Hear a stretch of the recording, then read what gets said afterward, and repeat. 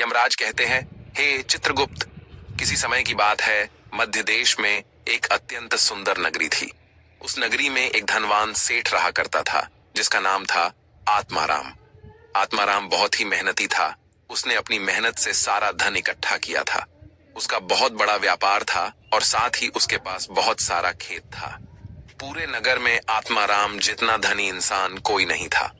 सौभाग्य से आत्माराम के 3 पुत्र थे और 2 पुत्रियां थीं। आत्माराम के सभी पुत्र पुत्रियों का विवाह हो चुका था। आत्माराम के 3 बेटे उसी के साथ रहते थे और उसके कामकाज में उसकी सहायता करते थे। आत्माराम का बड़ा बेटा किशन बहुत ही समझदार और बुद्धिमान था। वह अपने पिता के सारे काम संभालता था। छोटा बेटा गणेश भी खेत देखता था और खेत के सारे काम करता था और तीसरा सबसे छोटा बेटा पढ़ाई करता था। आत्माराम के दोनों बेटों का विवाह हो चुका था और कुछ समय बाद पढ़ाई खत्म होने पर उसने उसके छोटे बेटे का भी विवाह करा दिया और उसे भी अपने व्यापार में काम पर लगा दिया। भगवान की कृपा से सब कुछ ठीक चल रहा था। कई वर्ष बीत गए। आत्माराम के बेटों ने उसके व्यापार को और बढ़ा दिया और जब आत्माराम की मृत्यु का समय निकट आया तो उसने संपत्ति का बंटवारा करने का सोचा और अपने तीनों बेटों को बराबर हिस्सा करके उसने अपनी सारी संपत्ति तीनों बेटों के नाम कर दी और बड़ी ही प्रसन्नता से उसने मृत्यु को गले लगा लिया। आत्माराम की मृत्यु के बाद उसके तीनों बेटे अपने अपने हिस्से में मिली संपत्ति को संभालने लगे। ऐसे ही समय बीतता गया। आत्माराम के बेटे अपने अपने घर पर हर साल अपने पिता का श्राद्ध करते थे और नदी में जाकर तर्पण भी करते थे, जिससे आत्माराम की आत्मा को शांति मिले। आत्माराम के बड़े बेटे को 3 अत्यंत सुंदर पुत्र की प्राप्ति हुई। फिर छोटे बेटे को 2 पुत्र और 1 पुत्री हुई, लेकिन सबसे छोटे बेटे को कोई संतान नहीं हुई। बहुत साल बीत गए, लेकिन सबसे छोटे बेटे को कोई संतान नहीं हो रही थी। उसने कई उपाय भी किए, लेकिन उसे कभी संतान सुख नहीं मिला, जिस कारण से वह सदा ही दुखी और निराश रहने लगा। कुछ साल बीतने के बाद आत्माराम के छोटे बेटे की तबीयत अचानक खराब हो गई और वह बीमार रहने लगा। उसने अपनी बीमारी के इलाज में अपने पास की सारी जमा पूंजी खर्च कर दी। वह दूर दूर से वैद्यों को बुलाकर अपना इलाज करवाता था। बीमारी के कारण वह अपने कामकाज पर ध्यान नहीं दे पा रहा था, इसीलिए उसकी परिस्थिति और भी अधिक खराब होने लगी थी। उसने कई बार अपने भाइयों के पास मदद मांगी और उनसे उधार पैसे लेकर जीवन का गुजारा करने लगा था। कई वैद्यों को दिखाने के बाद भी उसकी बीमारी ठीक नहीं हो रही थी, जिस कारण से वह बहुत दुखी रहने लगा था। उसके भाई भी अब उसकी मदद करके थक चुके थे, लेकिन अब उन्होंने भी उसकी मदद करना बंद कर दिया, क्योंकि वह अपने बड़े भाइयों से ठीक से बर्ताव नहीं करता था। वह अपने भाइयों की उन्नति देखकर जलने लगा था और उनसे द्वेष करने लगा था, जिस कारण से वह और भी अधिक दुखी रहने लगा था। फिर एक दिन अचानक उसकी मृत्यु हो गई और फिर यम के दूत उसे लेने के लिए उसके पास आ गए। यम के दूत उसे घसीटते हुए यमलोक लेकर जाने लगे। फिर यमलोक पहुंचने पर उसे यमराज के सामने लाकर खड़ा कर दिया गया। वहां पर जाने के बाद वह छोटा बेटा रोता हुआ यमराज से पूछने लगा, हे यमराज, मैंने ऐसा कौन सा पाप किया है जिससे मुझे ये दिन देखने पड़े? मैं तो कितना अच्छा भला इंसान था, लेकिन किस कारण से मुझे अचानक रोगों ने ग्रसित कर दिया? किस कारण से मेरा सब कुछ नष्ट हो गया? ऐसा मैंने कौन सा पाप किया है? फिर यमराज कहते हैं, अरे मूर्ख, तूने अपने जीवन में बहुत पाप किए हैं। तेरी बुरी आदतों के कारण ही तुझे ये दिन देखने पड़ रहे हैं। तेरी अकाल मृत्यु का कारण भी तू खुद ही है। अब मैं तुम्हें बताता हूँ कि तूने शास्त्रों के कौन से नियमों का उल्लंघन किया है, जिस कारण से तेरी दुर्दशा हुई है। जो भी मनुष्य शास्त्रों के नियमों का उल्लंघन करता है, उसकी भी दशा तेरे जैसी ही होती है।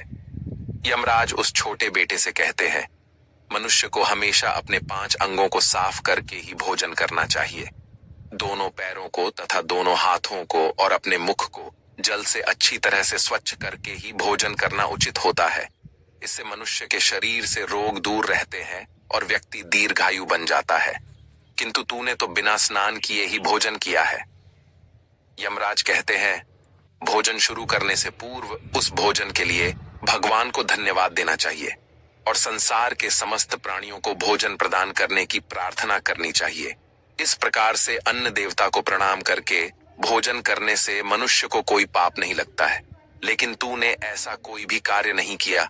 तूने कभी ईश्वर का धन्यवाद नहीं किया, तूने कभी प्राणियों को भोजन नहीं दिया, कभी द्वार पर आए भिक्षुक को अन्न नहीं दिया। इसी कारण तेरी यह दुर्गति हुई है। यमराज कहते हैं, जमीन पर बैठकर भोजन करना ही श्रेष्ठ होता है। बिस्तर पर बैठकर भोजन करने से मनुष्य के शरीर में रोग उत्पन्न होते हैं और उसकी आयु कम हो जाती है। तू बड़े आराम से बिस्तर पर बैठकर भोजन करता था, इसी कारण से तेरे शरीर में रोग निर्माण हुए। शास्त्र कहते हैं कि दहलीज पर बैठकर भी भोजन नहीं करना चाहिए, किंतु तूने इस नियम का भी पालन नहीं किए, जिससे तेरी धन संपत्ति भी नष्ट हो गई। दहलीज पर बैठकर भोजन करने से धन का नाश होता है। यमराज कहते हैं, 3 प्रकार का भोजन मनुष्य को ना ही करना चाहिए। जिस भोजन के ऊपर से कोई पैर रखकर चला गया हो अथवा कोई व्यक्ति भोजन को ला कर गया हो, ऐसे भोजन को कभी खाना नहीं चाहिए। ऐसा भोजन अशुद्ध हो जाता है। ऐसे भोजन को पशुओं को खिला देना चाहिए। दूसरों के द्वारा लांघा गया भोजन खाने से मनुष्य की आयु कम हो जाती है और उसके शरीर में भिन्न भिन्न प्रकार के रोग उत्पन्न होते हैं।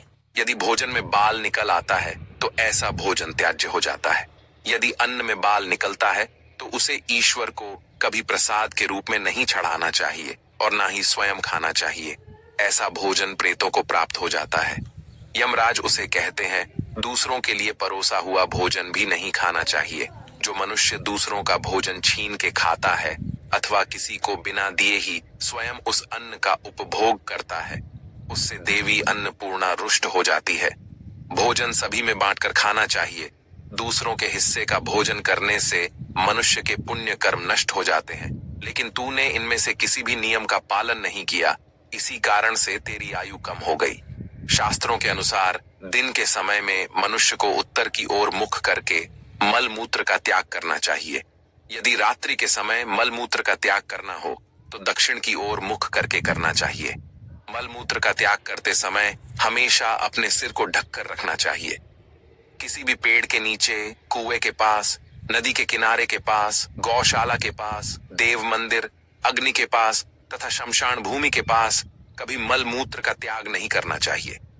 शास्त्रों में कहा गया है, खड़े होकर भी मल मूत्र का त्याग नहीं करना चाहिए। इससे शरीर में रोग और विकार निर्माण होते हैं। इसके साथ ही पूरी तरह से निर्वस्त्र होकर भी मल मूत्र का त्याग नहीं करना चाहिए। चलते चलते कभी पेशाब नहीं करना चाहिए, इससे जीवन में दुर्भाग्य आता है। जूते पहनकर, छाता लगाकर भी मल मूत्र का त्याग करना अनुचित माना जाता है। कभी भी किसी स्त्री, गुरु, देवता, मंदिर और पानी की तरफ मुख करके आकाश में ग्रहों को देखते हुए मल मूत्र का त्याग करना अनुचित होता है। रात्रि में चंद्रमा और अग्नि की तरफ देखते हुए भी मल मूत्र का त्याग नहीं करना चाहिए। इससे जीवन में दुख और संकट आते हैं। मल मूत्र का त्याग करने के बाद उस भाग को स्वच्छ करना चाहिए तथा अपने हाथों को भी जल से शुद्ध करना चाहिए। मल मूत्र का त्याग करने के बाद किसी दीवार पर साफ नहीं करना चाहिए, इससे पशु के रूप में जन्म प्राप्त होता है। मल मूत्र का त्याग करने के बाद उसे अच्छे से ढक देना चाहिए और उस पर मिट्टी डालनी चाहिए ताकि कोई पशु उसे खाए नहीं। यमराज कहते हैं, मनुष्य को कभी निर्वस्त्र होकर स्नान नहीं करना चाहिए, इससे पितृदेव रुष्ट हो जाते हैं।